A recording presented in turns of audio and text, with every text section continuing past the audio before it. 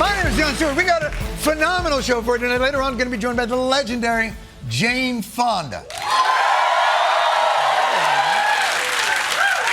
She's here. She's going to be promoting her upcoming UFC fight at the White House on some guy's birthday. But first, tonight is Game 3, baby! New York Knicks! Go, New York, go! The excitement in New York is palpable. The New York Knicks are now 2 wins away from doing something they have not done since Richard Nixon was in office.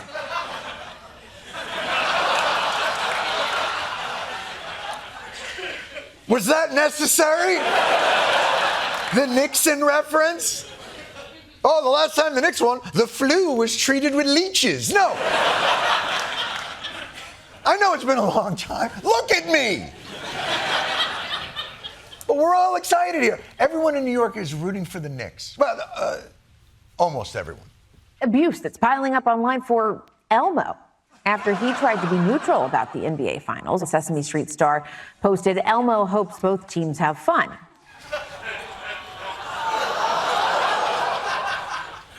You kidding me, Elmo? Today's Sesame Street is brought to you by the letter B for you're a bitch.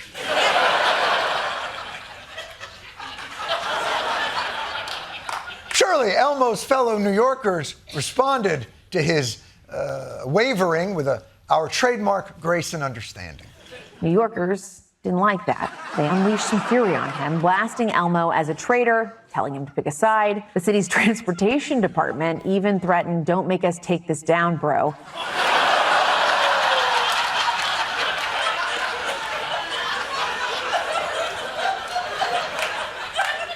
Happy, Elmo? You're going to make the New York Department of Transportation leap into action and take that sign down 10 to 12 years from now. But to get his side of the story, well, let's welcome the Muppet at the center of all this, Elmo, everybody, Elmo. Yay! Yay! Hi, everyone. Hi, John. Are you still mad at Elmo? Elmo, you're a New Yorker. I'm a little surprised you're not all in on the Knicks. Elmo can't help it. Elmo loves the Knicks, and Elmo loves the Spurs. Elmo wants both teams to have fun, try their hardest, and Elmo just wants them both to hit the over. Yay!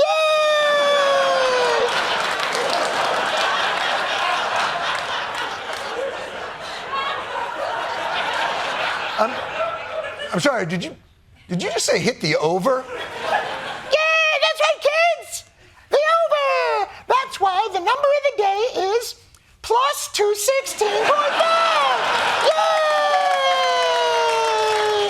Of course, the number seems heavy, given that it's been a defensive series thus far.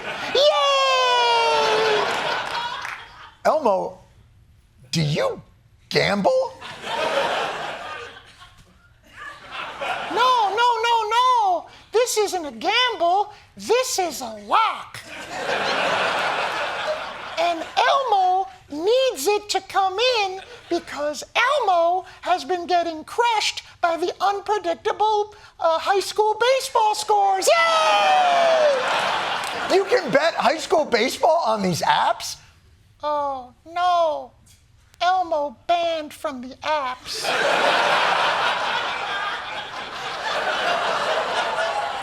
That's why Elmo bets with Big Ricky.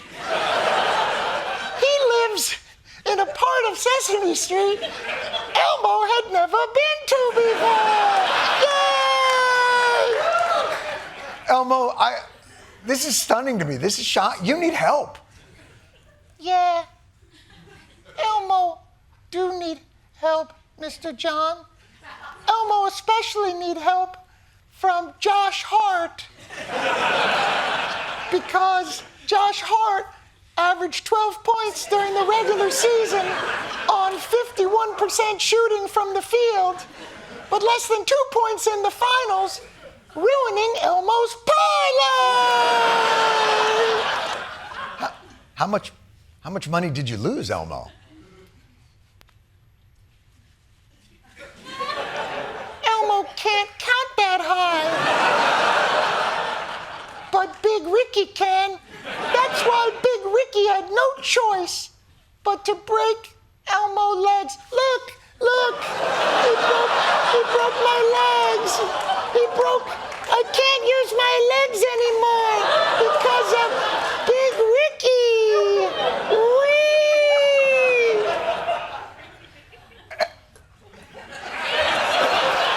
Elmo, you've got to turn this around. You've got to get help. You're on a bad path. No, Mr. John.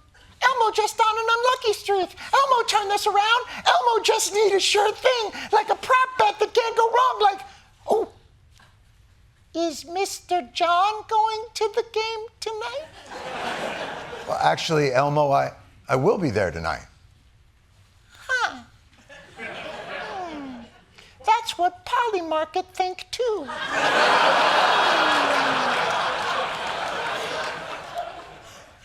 And now that everyone think Mr. John going to game, Elmo make big prop bet, and you miss game. Right, Mr. John? Help Elmo out of big jam. Yay! Thank you, Mr. John! I'm sorry, Elmo. No f***ing way. No way. I'm taking my son. We're going to the game. We wouldn't miss this for anything in the world. Please! Oh, no, please! Please, Mr. John! Elmo can't go back to the streets! No! Oh, Mr. John! You can't make it! Elmo will do anything, Mr. John! Anything!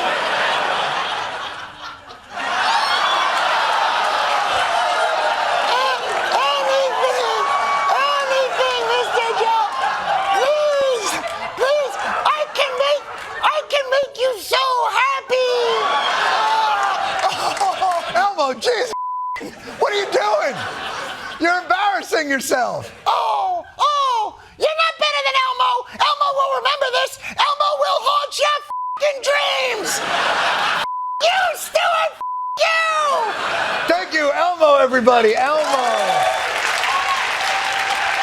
But seriously, because Elmo's not going to be at the game, but it is a hot ticket. So much so, even the President of the United States has Knicks fever. He's dyed his face Knicks orange and the back of his hands Knicks, let's say, purple. The president's going to be attending the game this evening, and New Yorkers couldn't be happier. I swear to God, this New York, everybody put up with Trump, bro. Man, I'm not gonna lie, Trump. We're gonna boo the out of you, bro.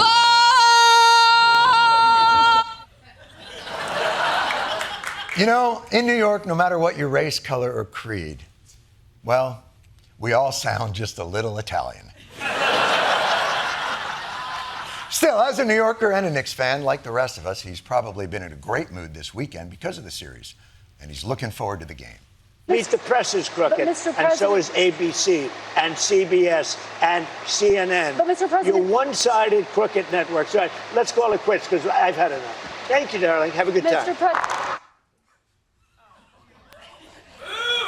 Holy storming out because you didn't like the question? Now, you could view this as the hissy fit of an incredibly fragile man baby whose paper-thin skin can't handle venturing out of the sycophantic embrace of his tongue-bathing acolytes. Or, actually, I don't know how else you could view it. It really is just that. It's sad. It's very sad.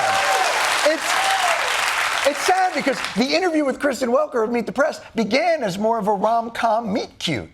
as we're having this conversation, we can hear a little bit of rain. No, a lot of rain. A lot of rain. Is that wind or what? Nice rain.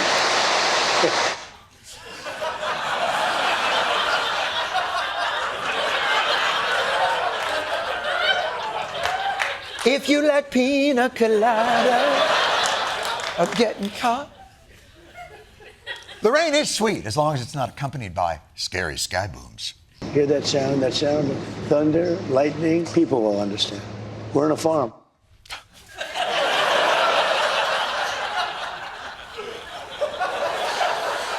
Sure, you city slickers with your lack of rain and trans weather, whatever you have up there. And by the way, when did Trump go to his stylist and go, hey, give me the Hugh Grant Oompa Loompa? But Trump was having a lovely time. So how did it go from, look at us having a wonderful conversation in the rain, to you and the network you wrote in on? Because the interview began like so many other ones for Trump. Reasonable question, ridiculous answer. Okay, fine.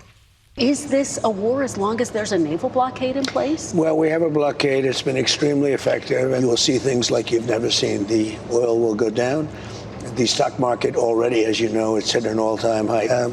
I don't consider that a war, but if you want to define it as such, I guess you can. Well, how do you define it? I don't define it at all. I don't think about it. I just do what I have to do. Sure, why not? I believe it was William Tecumseh Sherman who said, war is hell. I guess I don't really think about it. But then we get to a moment when the heartland rain-swept rom-com becomes a man trapped in a barn with his worst nightmare, a woman who won't stop asking pertinent questions. Mr. President, one of your consistent campaign promises was no new wars. What changed? Because you insisted no new wars. First of all, I didn't guarantee no war. Bullshit! Listen.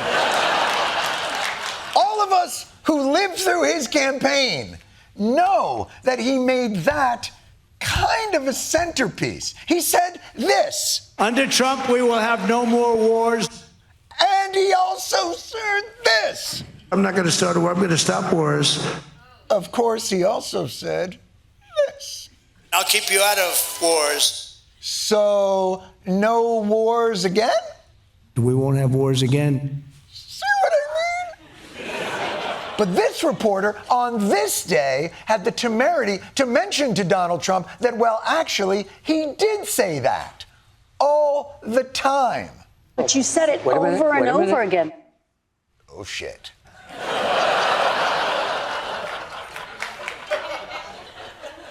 She just lit the fuse on the bullshit bomb. In the midst of the greatest stock market in history, in the midst of the most successful country. 10, 9, 8. A couple of years ago, we were a dead country. Now we have the hottest country anywhere in the world. 7, 6, 5. You know, I gave farmers last term $28 billion because China took advantage and other people. And you know who paid for it? China. 4, 3, 2. I built 1,000 miles of wall on our southern border. The election was rigged. It was a dirty election. Boom! It was a dirty, rigged election. He went to it, folks. He went to it. The fail-safe in case of journalism break glass.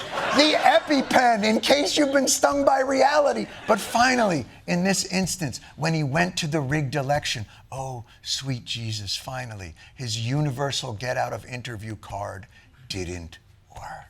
Now in never California, presented evidence. it's happening the right now in election was California. rigged. Right now, it's look at what's happening in California. Where's the evidence to that? Where's the evidence? Trump's fail-safe failed too safe. And now he's left with but two options. One, to reckon with the fact that his claims of a 2020 stolen election have never survived even the slightest of legal scrutiny, and that despite having 6 years and his own Justice Department at his beck and call, he has never presented a shred of credible evidence or even a theory of a credible case as to how this 2020 election was rigged. Or he could do his second option, smoke bomb! Let's call it quits because I've had enough. Thank you, darling. Have a good time.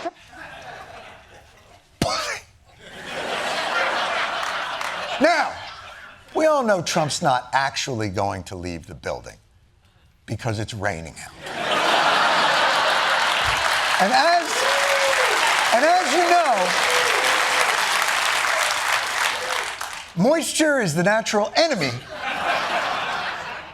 of the North American comb-over. But this is where Kristen Welker nearly undoes all of the good work she did with one of the worst pleas in the history of journalism. Mr. President, let's please, I traveled all the way to Wisconsin.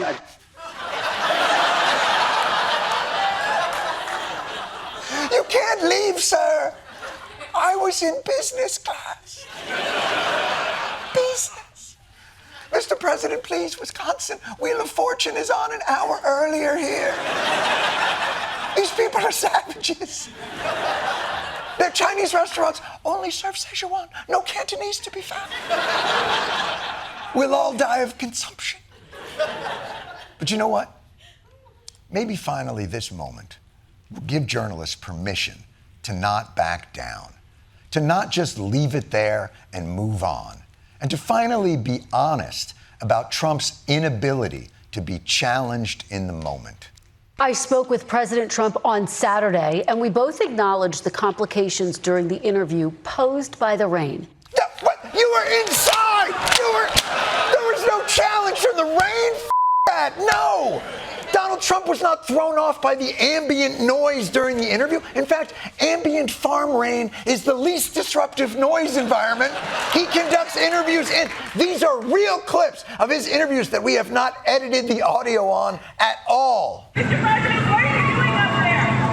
Taking a little walk. We're having a big day. We'll see how it all turns out. It should be good. Are you Steve? Very good. 60 minutes. It'll be actually higher than the spill of the car. And website. Vietnam lasted 19 years. All right, we made up the last one, but still, the other ones are real. The point is, he wasn't aggravated by the rain. Donald Trump didn't storm out because of the rain. He stormed out because he was challenged, not because he was distracted. So maybe it's time we stop making excuses for that man in order to preserve access to his constant bullshit. He agreed to sit down with me for another Meet the Press interview. Thank you. There you go. And what are the odds that the result of that interview will be any different? Ooh, what are the odds that happens? No, Elmo, no!